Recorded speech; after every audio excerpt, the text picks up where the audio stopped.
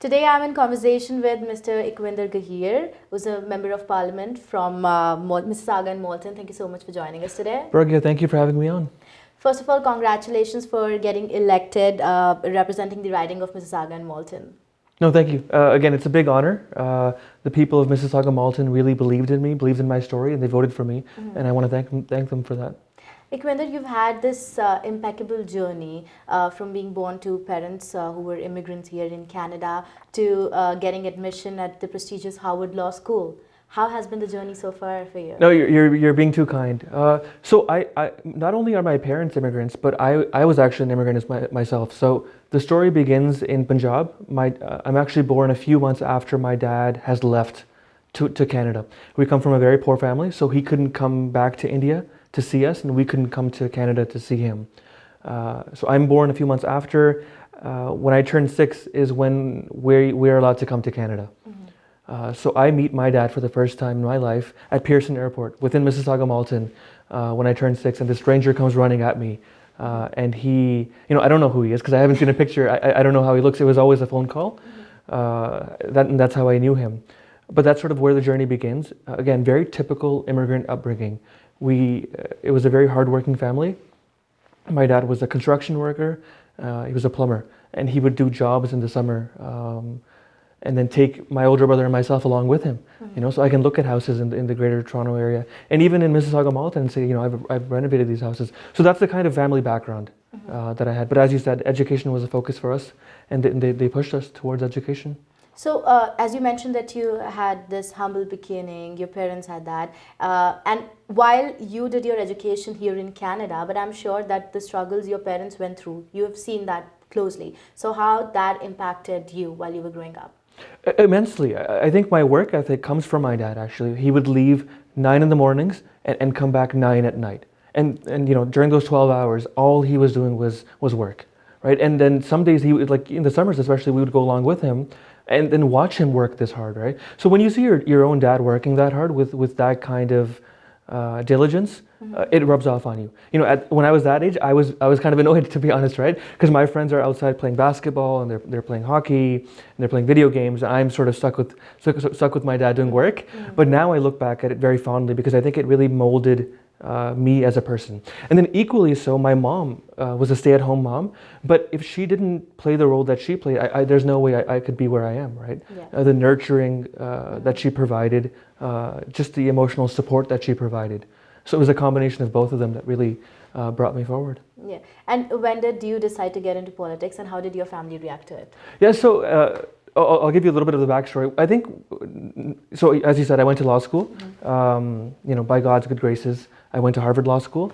I think there's a natural assumption, especially at that law school, that you're going to end up as a judge or as a politician one day. So there's that sort of inkling of an idea that they place in your mind. I always knew that I wanted to do something public in Canada, right? This country, again, has given my family so much that we always felt that we needed to do something for Canada.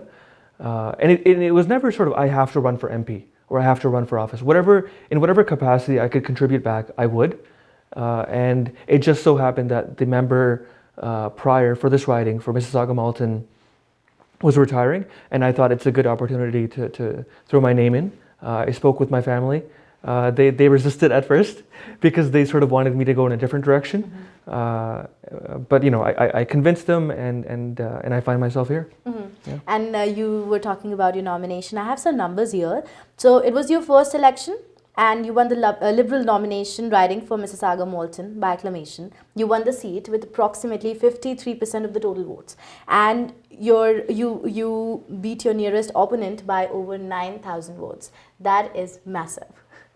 How do you feel? No, I credit the people again of this riding of Mississauga Malton that they really place faith in the Liberal Party, in our party platform, in my story, and then they also trusted the member prior, Navdeep Bains, the Honourable Navdeep Bains, and he really left a legacy of all the good work that he did, and people remembered that, and I think that rubbed off on my win. So I'm very thankful to. So do you feel pressured sometimes? No, I feel a healthy amount of weight on my shoulders because I know I have to work hard. Everyone says that you have big shoes to fill. Yeah. And I always say, I don't know if I can fill those shoes, but I promise to work very hard. And that's all I can promise, right? That, I can't promise that I'll be the smartest in the room or the fastest in the room, but I can promise that I'll be the hardest working person in that room. And I'll go from there. And Iqwinder, in your age, most of the people here in Canada, they are struggling to make a name for themselves. But fortunately, you've done really well for yourself. At least I can say that. So, how has your personal life changed after this success? Is it still the same? No, so my personal life, it's still very much the same. I'm still the same person. It's nice when you get phone calls and you get recognized a little bit when you're about.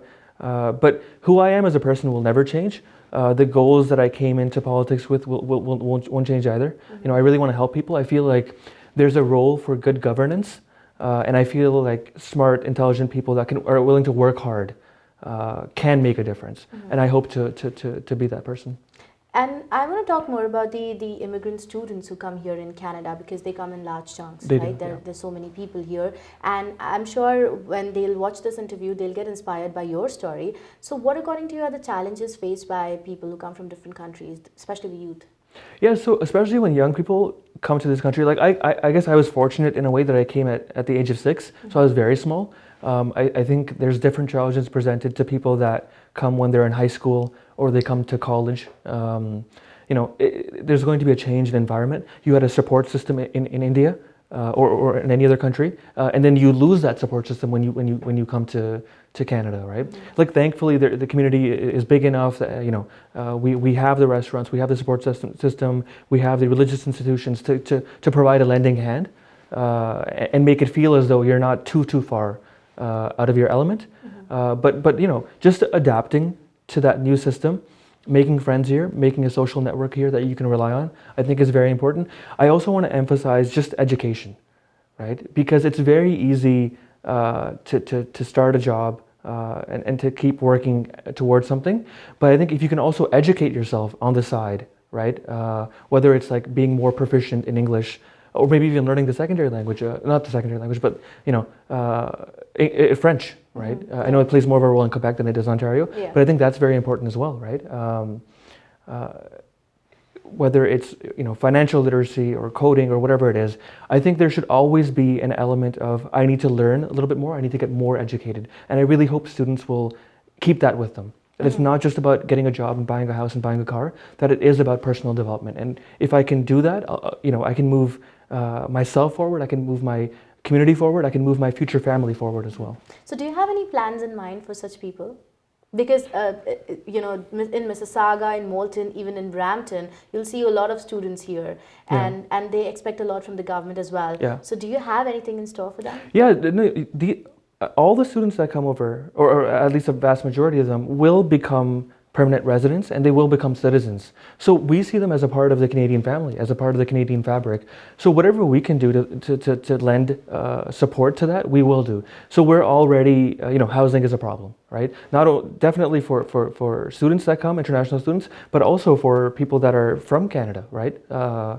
And we're having a policy of a rent-to-own program, so you won't stay renters your whole life, right? You can be a renter, but have that money contribute towards the principal. So a rent-to-own program. We're going to introduce new housing, affordable housing, a tax-free savings account. So these things will help even international students become homeowners, which is what we want to see. There's also a new Minister of Mental Health and Addictions. So I know that, again, when you come to a new country and you leave your support system behind, there can be mental health troubles with that, right? And I certainly felt a little bit of that when I went to the US, even though it was very similar to Canada. I felt like, I didn't quite have everything that I needed. So I look forward to working with that minister to see if there is community catered services that we can provide, whether it's a South Asian community or it's international students. I really think there's a role to be played there by that ministry as well. So in whatever capacity I'll see where I can pull in support, I will. And what advice would you want to give to these international students who come here, leave their family, leave their country, and they decide to choose Canada as their country? Yeah. Well, first of all, I think they made the right decision by choosing Canada as a country, because I think this country really does stand out amongst the international stage, in the international stage. My dad came here, most people tell the story that their dad came here with $5. My dad came here with $5, but he also came with a loan on his head that he had to pay back in Punjab. So for the first several years, he was just paying off that loan, right? So that his family, like us, we wouldn't be troubled by the money lenders.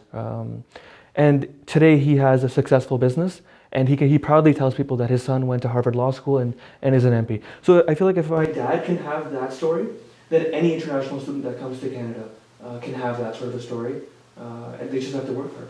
And I think you also contribute to this because I think you are an inspiration yourself. So, any future plans you have for the residents of Malton, Mississauga?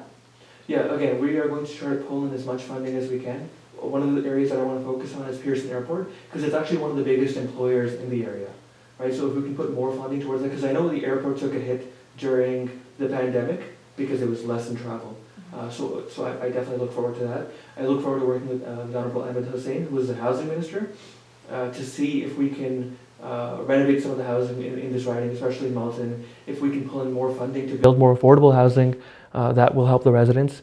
This is more of a provincial issue, but I still want to be a part of it. I look forward to speaking at the local schools in the riding, just so I can tell this story, share this story with the youth and get them inspired as well, because they're the next generation, right? So if we can get them on board, I think that's better for everyone. Yeah.